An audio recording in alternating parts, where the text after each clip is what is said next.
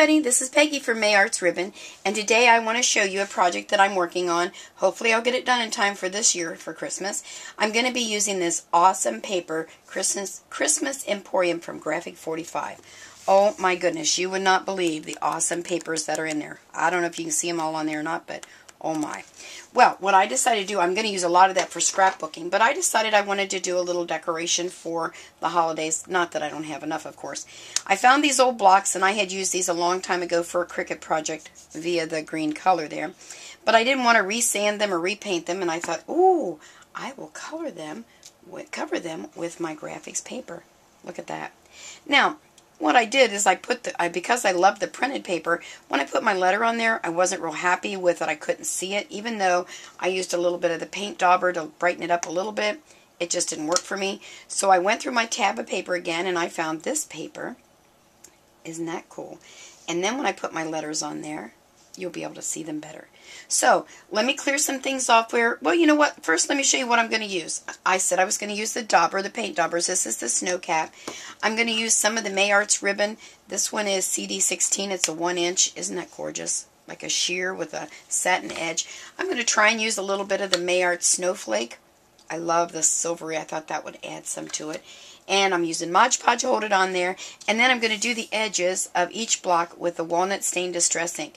I did that because the guy at the lumber store doesn't cut any better than me. And some of the blocks, even though they told me they were 3 by 1.5, they're like 3 and a little over or 3 and a little under. And none of them are 1.5 inches thick. Oh my word. That was a pain to cut. But we'll get through it. Well, let me clear some things off here and let's get started. Now, I've gone ahead and cut out all my little hunks of paper. And as I said, I'm going to be using Mod Podge to apply this to my board. Now, I'm not really sure if this is the way you do it. This is the way I've always done it. So, and it works. So maybe it is the way you do it. I put a generous amount on my block. I don't worry about it going over the edges. And I put lots of layers of the Mod Podge once I get my paper on there. I kind of like that it looks like it's really part of that block and it's not just paper laying on there. So, I'm going to stick this right on there. And again, I'm not going to worry too much that my blocks aren't exactly the 3 by 3 because I'm going to ink up the edges with my distress ink, and that'll kind of hide that. You kind of press that down, make sure it sticks, and then I just go all the way around. Simple, simple, simple. And you'll notice every once in a while the paper wants to kind of flip off of there, and I just stick more Mod Podge in there and make it go back. This is kind of a messy job. That's why I chose to do it on this side of my studio. Oh, I cut that one really short. We'll make it half and half. Because I wanted to use my craft mat, the bigger one that I have. And it was just more room over here, it seemed like. Okay. Now I'm going to go ahead and put it on the top here. These were originally supposed to be photo picture things, I guess. They came with these in the top. And so they have holes there. I'll use these for another project because I didn't want to put pictures in the top of this particular project. So it just goes to show you that you can use a world of things to do different projects. No matter what they're originally set out to be, you can change them. That's why I love altered art. Well, you know what? I bet that's why they call it that. Alright, I need a little bit more on there. Press it in there. It doesn't take the Mod Podge a real long time to dry. I do like to let it dry in between my coats when I put the coat on the outer. Once I've got it adhered, I let it dry because I don't want streaks. A little bit of streaks is fine. So, alright, well I'm going to go ahead and get all of these put together because I don't think you have to sit there and watch me glue on paper all the way around. And then once I get to the next step, we'll come back. All right. Okay, what I've done, I've gone ahead and while all of the other blocks are drying, I went ahead and look at how adorable that ribbon is around there. Oh my goodness, I am loving that. Now, the next thing I'm going to do are my letters. Now, I have a Cricut machine and I use this cartridge called Billionaire because I kind of liked the font that was on there and I used all caps. You can use any die cut type lettering that you can purchase, or if you have a Cricut or any other die cut machine that you want to cut out your letters, anything will do. This just happened to be the one that I liked. So let me set this aside. I went ahead and cut these out, and this is where my acrylic dauber comes in. I use snow cap. I don't know if you're familiar with how these work. A lot of people were a little confused when they first come out. They're just what they say, they're daubers. So you kind of daub them and squeeze at the same time to get the paint out of there. And that's how that works. So I just went ahead and put a little bit all over the letters just so it kind of looked snowy. Maybe it doesn't, but you know, that was my thoughts. And I'm going to do both letters just a little, even though not all of my black is going to work. As I said in the beginning, I first tried using black letters, and of course when I cut something out, I'm not going to waste it. So I decided to cut out red letters and then use the black to give it a shadow look. It doesn't take this very long to dry, so I just put all that on there. I don't like to waste anything. Alright, now the next thing I did is I'm just going to layer these just so they kind of have a shadow. No rhyme or reason to how much distance that I used. That might still be a little wet with the paint. We might be able to use that. And I'm not real worried about attaching the real secure with the glue because, again, I'm going to be using the Mod Podge, and that is going to hold it down. Alright, so there. Well, maybe it is. I'm not sure. Let me put some on this one. I should have probably just used the Mod Podge, and that would have held it right on there. Plus, I have some on my fingers, which, you know, things like to stick to your fingers when you don't want them to. Alright, so there's my letter M. Then what I'm going to do, let me bring my paintbrush back in here. I didn't know if I mentioned or not, I use Claudine Helmuth Studio paintbrushes. They are the best paintbrushes. You can use them in acrylic paints, obviously Mod Podge. They clean really well. They are so sturdy. I leave mine sit in water a lot, and they don't rust or anything, so they're great little paintbrushes to have on hand at all times. So I'm going to put a little bit of Mod Podge to glue down my letter M, just like that. And I'm going to stick it right there. I want to kind of angle it a little bit just to give it that, you know, a little more dimension. Once it's down, just get a little more Mod Podge, and I really soak it in there because I want it to stay. Once I get it all in there, I probably shouldn't have put my ribbon on, but I really wanted to show you how that looked on there. It was so cute.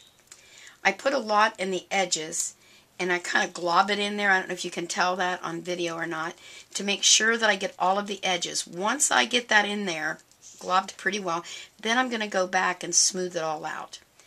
And then I always make sure that I take the edge of my brush, I don't know if you can see that on camera, and I go around the edges so that there aren't big clumps of white there. I'm going to have to be really careful not to get that on my Beauteous ribbon. See how steady my hand can be today. I've already put probably, oh, I don't know, maybe 3 or 4 coats of Mod Podge on the block. So this little one more isn't going to hurt a thing. Okay, let me get some of that off my paintbrush. And then, can you see here where there's like mounds of the Mod Podge and all the little humps there? I just go through and get those out the best that I can and feather them out in there. You see the difference there? And then I'll go back in and get this one and feather it out, just because I don't want big glops. Could look like snow, I guess, but there we go. Oh, I got a little Mod Podge on my ribbon. I'll have to get that off there real quick. And again, this doesn't take long to dry. Let me make sure I don't have any here. I got just a little bit on my ribbon, so we'll wipe that off of there. So there you are. Now, one of the other things I've forgotten that I had were these hinges from the Graphics 45. And I'm thinking I might get out some of my crystal, what's it called? Crystal Effects? I don't know if that's what they call it now. And glue that on there just to have something else on there. That's what I'm thinking. I don't think my Mod Podge will hold it there. But we're pondering that to add some more things. I do know that I want to add a couple of my snowflakes. Grab my scissors here. These are the greatest. You can use them all together as a long border or cut them apart, and you have little snowflakes. Let's put a snowflake on our M. Oh, I like that. Yeah, let me move him up just a hair. Look at that. Is that too stinking cute or what? I noticed I have a little line where I just touched it. I don't want to do that. Let me get those lines out of there. Probably when they dry, they seem to dry out pretty well and even. So, there you are. Now, once I get all of the ribbon on, oh, the other thing I did before I forget, I did put a glue dot up here at the top of my bow because I wanted it to stand up. It might need one more. So once I get all the letters glue on here, I'll come back and show you what the finished project looks like. Okay, the last stage of this project was to get a 2x4, and I went to the hardware store and they cut it 20 inches long for me. So I now need to cover it with my paper, like so. And then, once I get it all inked up and got my letters on there for Christmas, I'm going to set these across the top to say Merry Christmas. Okay? So let me go ahead and glue this all down with my Mod Podge and get it all inked up, and I'll come back and show you the final project. Okay, here's my next step. I've gone ahead and covered the 2x4 with more of the paper, and I've put my Mod Podge on there, and I've distressed it a little bit with the Distress ink, and again I used a walnut stain. I went ahead and cut my letters, again using the same Cricut cartridge called the Billionaire. I've increased the size of these just a little bit, about a ½ inch, quarter, ½ inch, just because this board was a little bit wider than the one that I used for the blocks. Now what I'm going to do is to glue those together. I'll use a little distressing on there using my acrylic dauber with the snow cap again. We're going to go ahead and glue those on there, and I'll get it all set up and I'll come back and show you. Okay, girls, there it is, my Merry Christmas. I added a few extra things. Let's see over here, I added the cardinal up on top with a little bit of hot glue. And then I know you can't really see it. Let me see if I can zoom in any at all. Let's see. Do you see that little topper piece on top of the R? That's from the little package of Graphic 45's labels and tags. Pretty awesome, so I decided to add that. And then a little bit of flowers in between their Christmassy looking things. So there it is. Super simple. Just get yourself some of that Graphics 45 paper. I'm telling you, it is awesome. You have a great day, and Merry Christmas!